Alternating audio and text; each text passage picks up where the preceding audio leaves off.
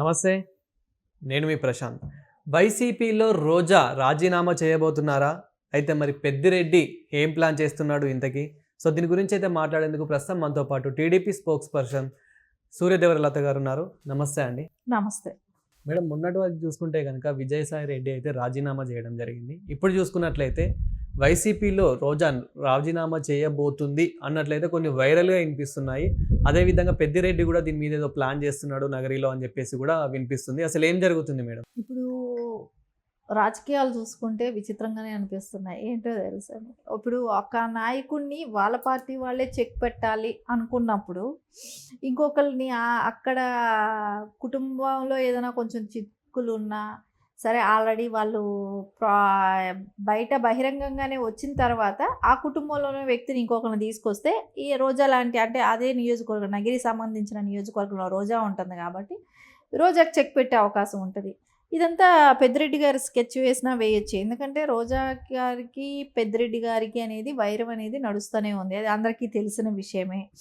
ఈ రోజున జగదీష్ గారు ముదుకిష్ట నాయుడు గారి తనయుడు జగదీష్ గారు రెండో కుమారుడు అనుకుంటాను, అతను ఈ రోజున వైసీపీలో జాయిన్ అవుతాడు అని ప్రచారం జరుగుతుంది. సరే, మేబీ ప్రచారమా అది నిజంగానే జాయిన్ అవుతున్నాడా, జాయిన్ చేసుకుంటాడు, ఓపెన్గా డిక్లేర్ కూడా చేశారు, ఓపెన్గా 12వ తారీఖు జాయిన్ అవుతాడని చెప్తున్నారు. సరే, ఆయన జాయిన్ అయిన తర్వాత రోజా పరిస్థితి ఎలా ఉంటుంది, రోజాకి రాజకీయం అని కూడా ఎట్లా ఉంటుంది అని చూసుకుంటే రోజాకి అక్కడి నుంచి తట్టాబుట్టా సర్దుకునే టైం వచ్చేసినట్టే కనపడుతుంది. ఎందుకంటే ఇప్పుడు ఆయన కూడా రేపొద్దున ఎమ్మెల్యే సీట్కి డిమాండ్ చేస్తారు. జగదీష్ గారు కూడా ఆయనకి ఎమ్మెల్యే సీట్ కావాల్సిందే అంటాడు. ఎందుకంటే సొంత బ్రదర్తోనే పోటీ వచ్చి ఫ్యామిలీలో నుంచి ఎమ్మెల్యే సీట్ కావాలని టీడీపీని కూడా డిమాండ్ చేసి విభేదాలు వచ్చాయి. సో సేమ్ ఇప్పుడు అక్కడైనా అదే అడుగుతారుగా. వాళ్ళు వెళ్ళి రోజా గారి దగ్గర ఆమెకి ఏదో సపోర్ట్ చేసి ఆమెని రోజా ఎమ్మెల్యే సీట్లో కూర్చోపెట్టారు కదా, ఆవిడ ఇంకోటి నియోజకవర్గమైనా ఎత్తుక్కోవాలి, లేకుండా ఉంటే రాజకీయ సన్యాసమైనా తీసుకోవాలి.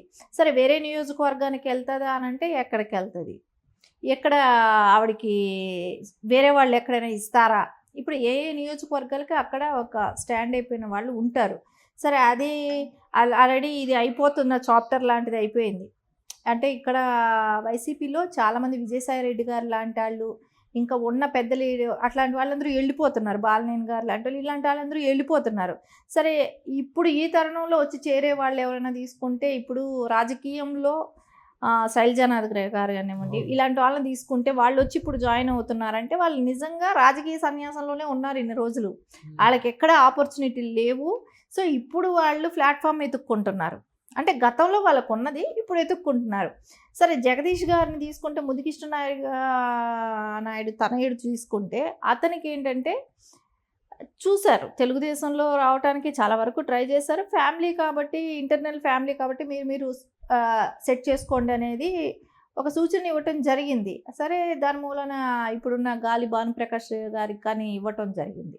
సరే, ఇవన్నీ అయిన తర్వాతైనా ఆయనకి ఎమ్మెల్యే కావాలని స్ట్రాంగ్ కోరిక ఉంది. సరే, వేరే ఏ పార్టీ అయినా నేను జాయిన్ అవుతాననే స్థాయికి వెళ్ళారు. అంటే ఇంటర్నల్ ప్రాబ్లమ్స్ ఏమైనా వచ్చాయేమో వాళ్ళ ఫ్యామిలీలో. సో దాని మూలాన ఫ్యామిలీని విభేదించి వేరే పార్టీకి జాయిన్ అవుతారని తెలుస్తుంది. మరి దీని మీద వైఎస్ జగన్ గారు ఎలా స్పందిస్తున్నారు? అంటే రోజా తరపున ఏమైనా మాట్లాడుతూ ఉన్నారా?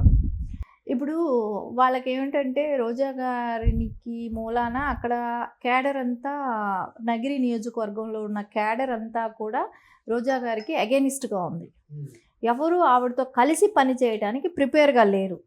సో అలాంటప్పుడు రోజా గారికి ఎవరైనా సపోర్ట్ ఉంటేగానే కదా, సపోర్ట్ లేని ప్లేస్లో ఏం చేయగలుగుతుంది?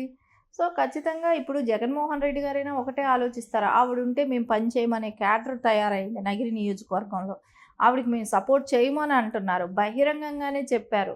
ఇన్ని చెప్పినప్పుడు ఆవిడకి సపోర్ట్ చేయని చోట ఆవిడకి అవకాశాలు ఉండవు కదా.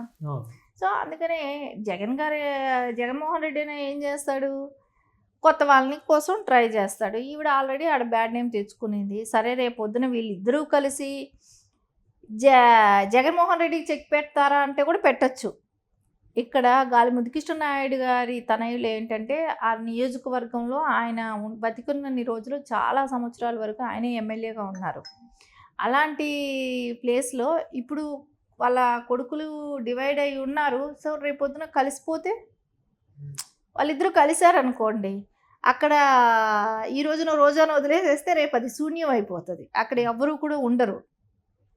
సో ఇప్పుడు జగన్మోహన్ రెడ్డికి టెన్షన్ స్టార్ట్ అవుతుంది. అసలు ఇప్పటికి రోజాను ఎవరైనా పట్టించుకుంటున్నారా? అంటే ఇప్పుడు ఈ ఉన్న సిచ్యువేషన్‌లో ఇంతకుముందు గతంలో చూసుకున్నట్లయితే గనుక ప్రభుత్వం వాళ్ళది కాబట్టి ఎంతో కొంత పట్టించుకున్నారు. కానీ ఇప్పుడు చూసుకున్నట్లయితే అసలు వైసీపీలో జగన్ గారిని సరిగ్గా పట్టించుకోవడం లేదు. అలాంటిది రోజాని ఏమైనా పట్టించుకుంటున్నారా అని చెప్పేసి కూడా అనుకుంటూ అక్కడ ఎవరు పట్టించుకునే స్థాయిలో ఆవిడ గురించి ఆలోచించే వాళ్ళు ఎవరు లేరు. అందుకే ఆవిడ ఏంటంటే తిరుపతి అట్లా ప్రెస్ మీట్లు పెట్టడం, ఈవిడ నేనున్నాను, నా ఉనికి ఉంది అనేటట్టు ప్రెస్ మీట్లు పెట్టడం, ఏదో ఒకటి మాట్లాడటం చేస్తుంది. కానీ ఆ తిరుపతి ఇష్యూలో మొన్న తొక్కిస్లాట్లో కానివ్వండి, ఈ రకమైన ఇది చేస్తుంది. కానీ అక్కడైతే నియోజకవర్గంలో అయితే ఆమెకు ఆ బేస్ లేదనే ఇప్పుడు ఎవరైనా చేర్చుకోవడానికి ప్రిపేర్ అయిపోయి ఉన్నారు అనేది మనకు తెలుస్తూనే ఉంది కదా. ఈ రోజున ఆ చేరిన తర్వాత కూడా ఆవిడకు ఆ వాయిస్ లేదు, ఆవిడ ఇది తగ్గిపోయింది, కార్యకర్తలు ఎవరు సపోర్ట్ చేయట్లేదు ఆవిడకి అనుకుని ఇప్పుడు వేరే వాళ్ళు వెళ్ళినా కూడా వాళ్ళకి ప్రాబ్లం లేదు. వేరే వాళ్ళని జాయిన్ చేసుకున్నా కూడా అది ఎంతవరకు స్టాండ్ అవుతుంది అనేది కూడా ఇంకా ఆలోచించాలి. ఇంకా ఇప్పుడే ఏమైంది, ఇప్పుడే 6 నెలలు అయింది కూటమి ప్రభుత్వం వచ్చి, ఇంకా 4.5 సంవత్సరాలు ఉంది.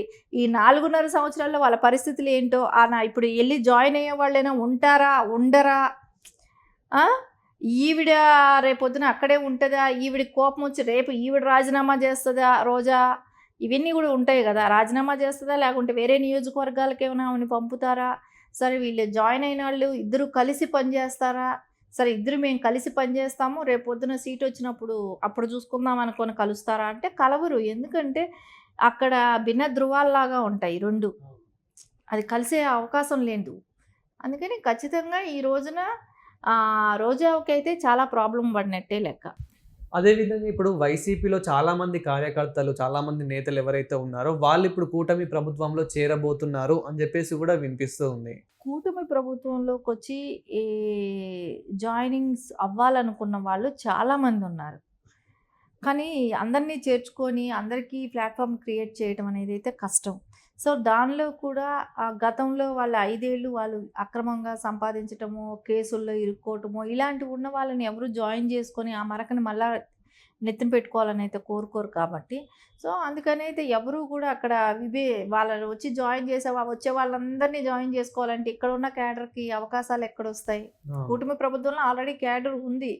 సో వీళ్ళకి ఇక్కడ రాజకీయ నిరుద్యోగం అనేది ఇక్కడ ఎవరికి లేదు. టీడీపీలో ఉన్న వాళ్ళకే కానివ్వండి, ఎవరు పార్టీలకు వాళ్ళకి ఫుల్గా వాళ్ళకి కావాల్సిన నాయకులు, సో క్యాడర్ అంతా ఉన్నప్పుడు సో వాళ్ళని పక్కన పెట్టేసి కొత్తగా వాళ్ళు రండి మీకు అవకాశాలు కల్పిస్తామని అయితే అనలేరు కదా.